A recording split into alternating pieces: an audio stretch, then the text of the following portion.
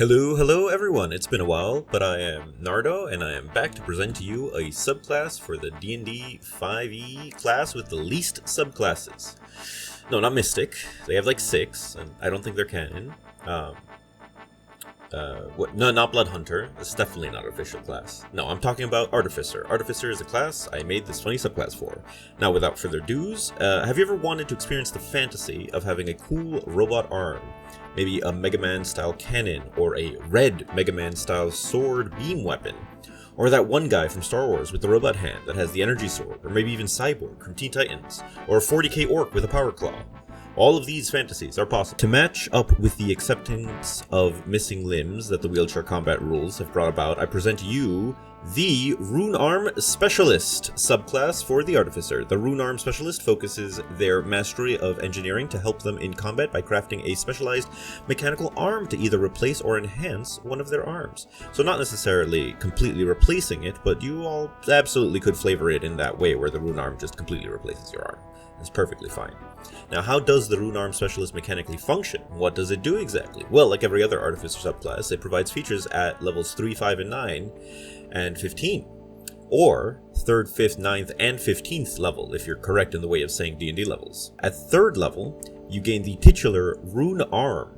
You choose what arm it goes on, or what arm it replaces, probably the missing one, and right out of the box it can do a few things. So for starters, it gains Energy Blast. This fun little part of the Rune Arm function is the main benefit from just having a Rune Arm. Whenever you use a cantrip or take the attack action as a bonus action, you can shoot off a little spell attack of force energy, dealing a huge 1d6 damage. Now keep in mind, if you're attacking in melee with a melee weapon as you attack, and the thing you attacked isn't dead, this ranged spell attack will have disadvantage because that's the rules of D&D. You're firing a ranged attack in melee, so yeah, it should be self-explanatory, but like, I love explanatory things, so yeah. Next thing, this arm is cumbersome, designed to do specific things. This new arm is not capable of holding a weapon or wielding a shield, or maybe it's wielding a weapon and holding a shield. Whichever one. This is not that big of a downside, as you will see with the next full feature, but until then, we still have the base arm to talk about. Like how it has arcane conductivity. Yes, you can use the arm as a spellcasting focus, since as an artificer you could use a pair of pliers or a handful of copper wires as a spellcasting focus. It would be awkward if you couldn't use the techno magic arm grafted onto you to cast your spells as well, you silly half-caster you. And the last part of the Rune Arm functions is in the event of absolute hardware catastrophe. Like if a beholder disintegrates your arm, or you throw it in a volcano as a practical joke, you can replace the arm, but it tain't as easy as just conjuring up a new familiar. In the event of Rune Arm destruction, you may replace your Rune Arm with materials worth at least 100 gold, 4 hours of uninterrupted strenuous activity, and the use of 2 spell slots. When you build a new Rune Arm, you may choose different modifications to put on it, so that's how you get around trying out different things, or if you have real buyer's remorse for a certain modification you chose. Well, that's all well and fair and free and brave, but all the other Artificer subclasses get additional spells or cool dog at this level. Well, I haven't finished, because like every other class in this game, 3rd level is the most extra, and I'm not breaking that mold with this guy. For you, also get to receive a small bit of choice paralysis with the coolest feature of the subclass, which is Rune Arm Modification. With Rune Arm Modification, you are able to alter your Rune Arm to better serve your Rune Arm needs. And at 3rd level, you get to choose 2 modifications to put on this bad boy. But 2 isn't nearly enough, you might say. Well, worry not, you amazing funny little guy you, for you are able to choose 1 additional modification at 5th, 9th, and 15th level. So in total, that is a whopping 5 funny pranks you can have on your arm. Well, that's all fun in theory, but what are these modifications I keep yapping about? Well, there's 10 of them, and if I went into precise detail about each one, we would be here forever. So I'll go into incredibly superficial detail about each one instead. So, Charge Weapon. You juice up your weapon to deal more force damage based on your proficiency bonus. Engineer Technique. You can use your intelligence to hit and damage. Prismatic Component. Tired of force damage, try one of the chromatic dragon flavors of damage instead. Ablative Plating. Temp HP and a little AC never hurt anyone. Arm Cannon. Like Tony Stark, Iron Man, or like Mega Man. Energy Blade, like Loose Skyrunner, or like Mega Man with the blade that's red. Telescopic Shield, it folds out into a shield and gives you a parry reaction. Arcane Reservoir, slap your arm and you can fit so many extra spell slots in this bad boy. Magical Integration, you ever want more infusions as an artificer, this one solves that problem. Powered Pincer, when you really need to give them the clamps. Wow, that was like 10 different ones, and you get to choose and mix and match as you please. I think that's very cool. That's all level 3 gets you, or 3rd level, if you say it right. Why even play D&D after that? Would you guys play D&D after level 3? That's amazing. Well, in that case, let's keep going with the rest of the subclasses features at later levels. Like the other 2 of the 4 subclasses of Artificer, you get extra attack at 5th level. Unlike the other 2, it's strictly worse. So this one is called Extra Attack Conditional. It's not that bad. It just means you only get the extra attack as long as you have your Rune Arm attached to you. Or on. Really not much of a downside. That's it for 5th level, which was so much easier than 3rd level. Now we get to do the more esoteric bonuses from 9th level. This level offers a milestone of power and growth for your Artificer, where before, your limited understanding of engineerings and the arcane made it so that Rune Arms came with downsides. The feature of that 9th level gives you is called Breakthrough in Litheness, which shows how much you've grown as a techno-arcanist. This feature allows you to ignore the cumbersome part of the Rune Arm functions.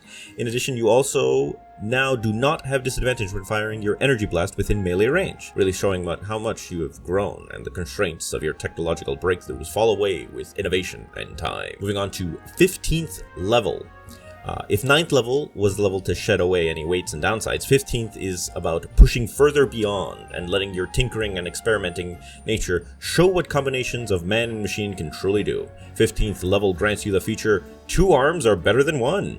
You can now maintain 2 distinct Rune Arms, one of which has all the modifications you have chosen thus far. The new Rune Arm, the one you make right now, may have up to 2 modifications that can be any from the list of modifications and do not need to be the ones that you have previously chosen. I think this is really neat, and now you can mix and match different flavors of arms. The possibilities are not endless, but you need at least 6th grade level mathematics to figure it out. I imagine if anyone wants to say how many combinations it actually is, you could put that in the comments, and I will respond to that saying that's pretty neat. That's some good maths right there. Now, this is all well and good, and it seems like a good time to play, but how well does this funny little guy perform in combat? Well, in the style of one of my favorite YouTubers, Earthenkind Quests. Go check out his channel. I put it in a little description as a funny joke. I really like how he says dragon. I have prepared a little fantasy battle where an Artificer finds himself in a contest against a fairly strong foe. This is an example of an orc Artificer leading a force to chop down the nearby forest. He has heard reports from his other orcs that trees are fighting back, and so as a good leader he goes off to investigate. He prepares accordingly as any good Artificer would, having all of his infused items on him, which include his Shield of Repulsion, his enhanced half-plate armor, and his enhanced Rune Arm Power Pincer. As a 9th level Rune Arm Artificer, Examplo has 4 modifications on his Rune Arm. These are Powered Pincer, Prismatic Component, Charged Weapon, and Ablative Plating. Ablative Plating at this level gives him 16 temporary hit points and 1 additional armor class as long as he maintains those hit points. All these bonuses give Examplo a healthy 22 armor class. That, with his 75 base hit points and his 16 temporary hit points, make him quite the resilient boy today. So we begin with the scenario. Examplo arrives at a clearing in the woods where his orc underlings told him they encountered pushback from the so-called living trees, when he notices a very angry and much more ambulatory tree than the rest making its way towards him. Quickly,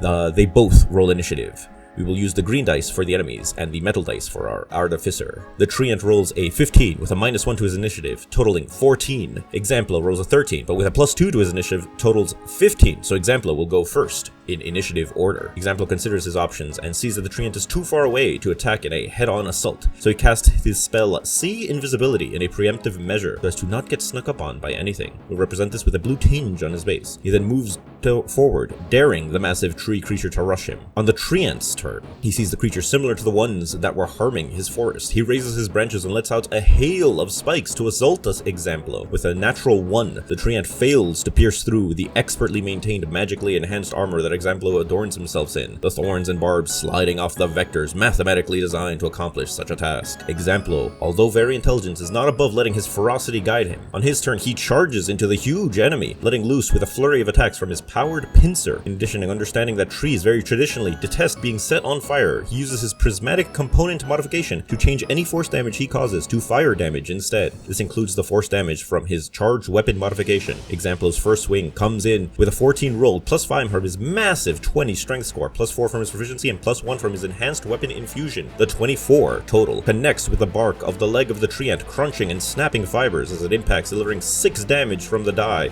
5 damage from his massive strength, and 1 1 extra damage from the infusion, for a total of 12 bludgeoning damage. However, with the charged weapon infusion, an additional 4 fire damage is also delivered, catching the bark in flames and scorching a large section of the leg, exposing a vulnerability of the treant, delivering an actual 8 points of fire damage that is vulnerable to this type of damage. Now Examplo uses his extra attack feature to swing, attempting a piercing stab on the other leg. With an 18 rolled, a 28 after modifications, it connects soundly. Examplo's closed claw pierces into the wood of the treant, and like a boxer, twisting delivery of the punch, causing severe trauma to the leg, causing 8 points of piercing damage and an additional 8 points of fire damage. The treant grows concerned at what it's fighting. It also becomes acutely aware that the damage of the claw has left it off balance from the weapon's sap mastery, imposing disadvantage on its next attack roll.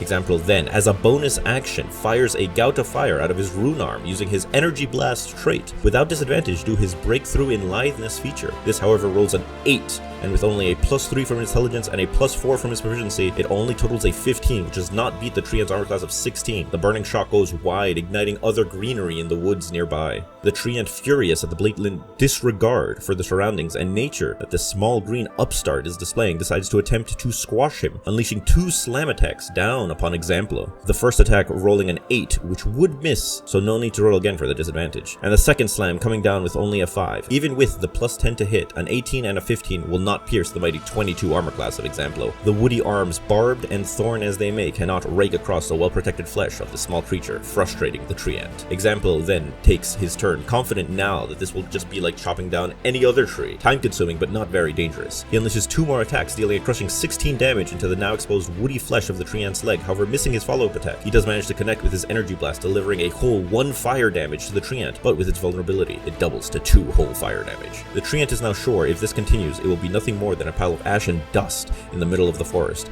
and the rest of its kin will follow a fate similar. The treant uses its once per day move to awaken the wood around it, causing 2 trees with a stat block identical to the treant to awaken and act immediately after the treant's turn. Examplo is now concerned as he is surrounded by living angry trees. The 2 treants move up slightly and unleash a hail of thorns onto Examplo. The first treant's hail is deflected due to the great armor of Examplo. However, the second treant rolls a 13 to hit with its hail of thorns. With its +10 modifier totaling 23, beats Examplo's armor class. The thorn from one tree impacts against Examplo, and he adjusts his positioning in order to better deflect this set of thorns and projectiles, while the other awakened tree fires at Examplo's more exposed side, impacting into him with devastating efficacy, resulting in a 24 points of piercing damage into the orc. This destroys all of Examplo's temporary hit points and reduces his armor class to 21 because of it. It is now Examplo's turn, and he is not sure what to do now. He could attempt to press the fight on, but now that he is injured and outnumbered, he is not sure if that is wise. He could use his spell like Fly or Haste to make a break for it and flee, maybe returning to his logging camp and forming a more defensible position. So many options, wouldn't you agree? That is it for the Example this time. For now, maybe you guys can write in the comments how you would proceed with this encounter as Examplo. Maybe you guys want to say any cool D&D adventures you had with an Artificer as well. And if you're wondering where you can find a PDF of this subclass, well, it's down in the description. All I ask in return is that if you're a player trying to convince your DM to let you use this, to show them this video so they can know what they're getting themselves into, because it is very bad to use homebrew without asking the Dungeon Master first. Anyway, if you all like this video, please let me know by hitting the like button. It does really help the algorithm. And subscribe if you're interested in more D&D subclasses and homebrew funny items and things to use in your campaign. That's it for today. Bye bye, brush your veggies, eat your teeth, and all those good things. See ya!